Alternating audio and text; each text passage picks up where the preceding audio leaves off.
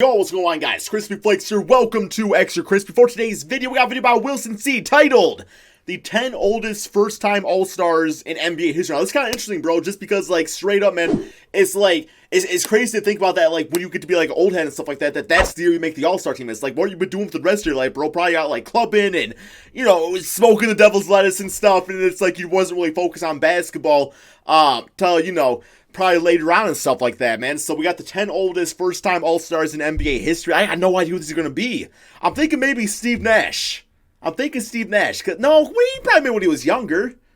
But he didn't really, like, start playing, like, MVP basketball till, like, later in his career. When he was, like, 30 or whatever, wasn't it? I don't know, man. Here we go. At 20 years old, back in 05, some of the best players to never make the All-Star game includes Mike Bibby and Mike Conley. With the loaded young talent, yeah, Mike Conley ain't gonna make it now, that's for damn sure. It will be very difficult for any players over the age of 30 to make his first All-Star team. With 10 different first-time All-Stars, 20-year-old Luka Doncic, 21-year-old Trae Young, 23-year-old Devin It was Booker, a great All-Star game. 22-year-old Bam Adebayo, 23-year-old Domantas Sabonis, 22-year-old Brandon Ingram. Here we go. This first-time All-Star this season. Some of the most other notable 27-year-old first-time All-Stars includes Marc Gasol, Robert Parrish, and Manu Ginobili. But today, let's take a look at 10 of Yeah, here we go, man. Hear what we here for, baby. Number 10, Rick Smith at 30. Oh, yeah, Rick Smith. Yeah, this guy's a freaking baller in 2K. The roster as a reserve center, scored 10 points, 7 rebounds, backed up Dikembe Mutombo. The 7'4" dunking Dutchman was already in his 10th season in the league. Wait, didn't he play for the Pacers? Yeah. 7 points, almost 7 rebounds on 50% shooting that season. He's 2K cheese. Was one of the best teams, finished with 58 wins, a game short of the NBA Finals. Smith was the second best player on his team, behind Reggie Miller. So he's basically Sabonis. With the Pacers, retired 2 years later after the 2000 Finals. Second best player behind Oladipo. In scoring every season of his career, one of the most also a shooting guard, man. My God, franchise history. It just adds up. Ricky Pierce, 31 years old, 5 months, 22 related to Paul, days, 6 days older than Smith's. The 91 All-Star game.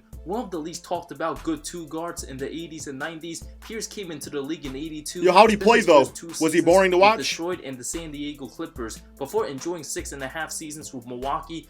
Known for providing instant offense off the bench, Pierce won 2 Sixth Man of the Year awards in 87 and 90, averaged 17 points over 6.5 seasons with the Bucks. You may never hear about this guy. 6 games his tenure with Milwaukee, was one of the best knockdown shooters, a career 49.3 field goal percentage. Oh, I thought he was about to take 3. Average, damn. 23 without starting a the Rain Man in Seattle, but not like that. Doing so in just 29 minutes. Pierce didn't make his first All-Star game until the season after. Scored 9 points as a backup for Jordan and Joe Dumars, was traded to the Seattle Sonics 5 days later for Dale Ellis, had a productive 16-year career, also ranks 21st all-time in free throw percentage at 80. Yeah, 6 men rarely make the All-Star team. Number 8, Goran Dragic, 31 years old, 9 months, 12 days, was the replacement for Kevin Love, who had a broken replacements don't count. The Slovenian point guard was averaging 17 points after he was. It's like a participation trophy, you know. Ben Simmons, Blake Griffin. It's like like straight up, man. Like if you offer me, if you have the All-Star roster and you snub me out of it, and then you know you offer it later on for whatever reason, I'm not accepting it because clearly you didn't respect me enough before as an All-Star. So now you calling me like an L-star, bro. You gotta take one of the L's off, you know? I'm an L-star. Or maybe you add an L to it. I don't really know.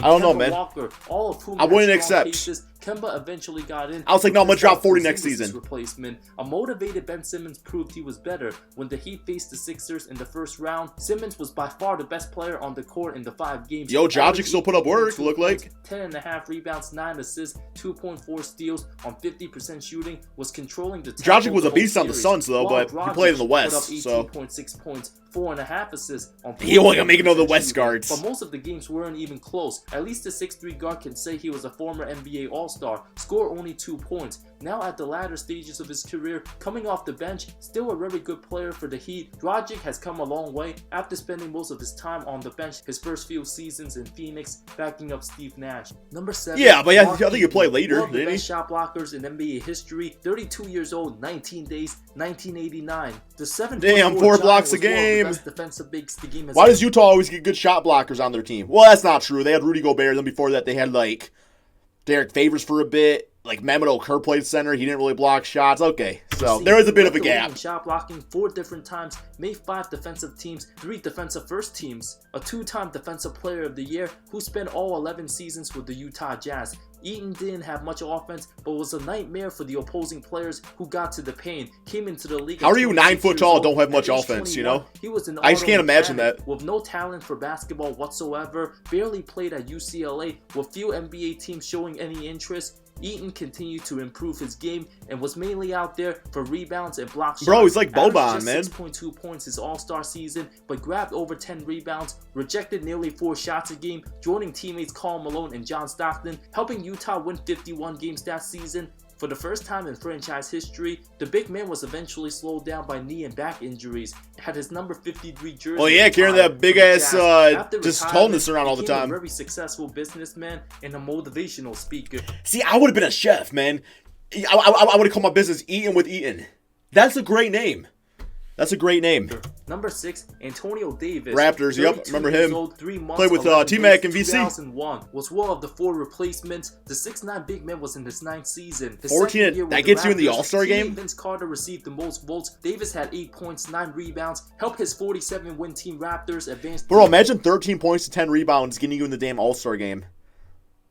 Like, that just shows you, like, how, like, I mean, damn, Bradley Beal got snubbed. He dropped in, like, 37 a game, so, yeah. Semis by knocking off the Knicks in 5, went on to play 13 total seasons in the NBA. Number 5, Vlade Divac, who continues to take heavy criticism, being in the Kings front office as a player. Well, yeah, he's a trash GM, or a trash owner, whatever the hell he does over there. Didn't make the All-Star team till age Should be a towel boy. And 8 days old, was the injured replacement to Shaquille O'Neal. When everyone thinks of Divac, he'll always be known as the guy traded for Kobe Bryant on draft day. Even he admitted he would trade himself for Kobe any day. The Serbian native had a long, productive career, being the starting center. See, as soon as you talk about yourself like that, season, to spending 2 you know you've lost. Charlotte. Divac was a huge addition to the Kings. After 12 seasons, the 7-1 center got in due to the expense of Shaq, averaged 12 points, 8.3 rebounds for a 55-win team, got in over Dirk Nowitzki, who averaged 22 and 9. How do you get over Dirk, man? The starter. Divac scored 8 points in the All-Star. Bro, this dude is literally like a bronze version of Dirk, man. Like literally like Dirk playing some 2K, just created his player and he put all his points in the damn hook shot. Like, that's all he is at this point, bro. Was abused by Stephon Marbury with the street ball. Ah, whoa, yo!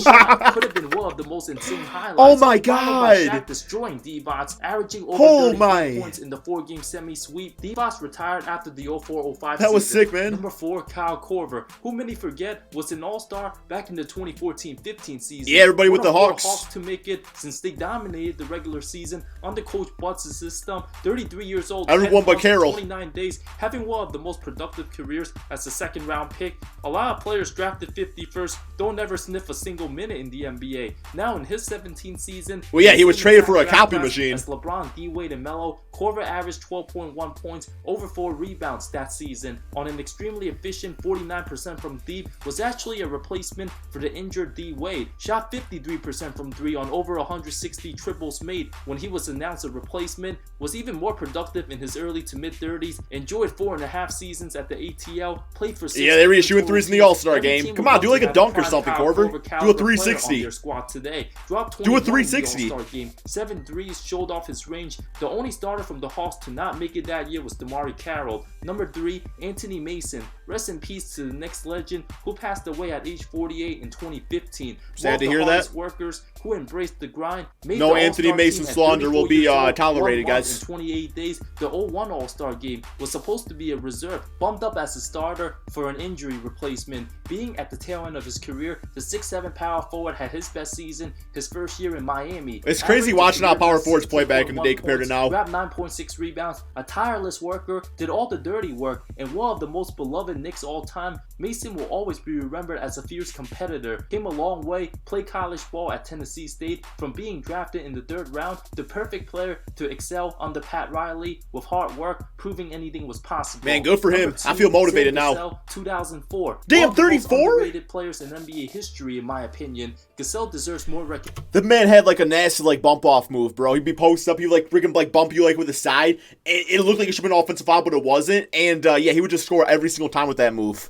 For his leadership. It's something I work on whenever I play basketball. 2 months and 28 days. Selected to his first and only All-Star appearance. In his 11th season, averaged 19.8 points, 7.3 assists as the 2nd best player on the Wolves. Behind MVP Kevin Garnett, Gasol scored 4 points that game. made All-NBA second team that season, had success everywhere he went, whether it was Minnesota, All-NBA his seconds. first 3 seasons in Houston, and even at the latter part of his career with the Clippers. Steve Francis was the West starter that season, but Gasol had a better year. For a 58-win Minnesota team, got hurt in the conference finals. Well, yeah, Steve Franchise more fun to watch. For his excellent IQ and pretty mid-range game. Number 1, Nate Clifton. Nate Clifton. Way back in 1957, the 6th ever NBA All-Star game at 34 years old, 3 months into That's it? That's all it took? Bro, 10.7, 7.8 rebounds? I guess, like, the per, like, I don't know, man, what would you call it? Like, the per 2,000 stats on that probably equates to, like, 30 and 14, bro. You know, playing against, like, plumbers and stuff like shit back in the day, man.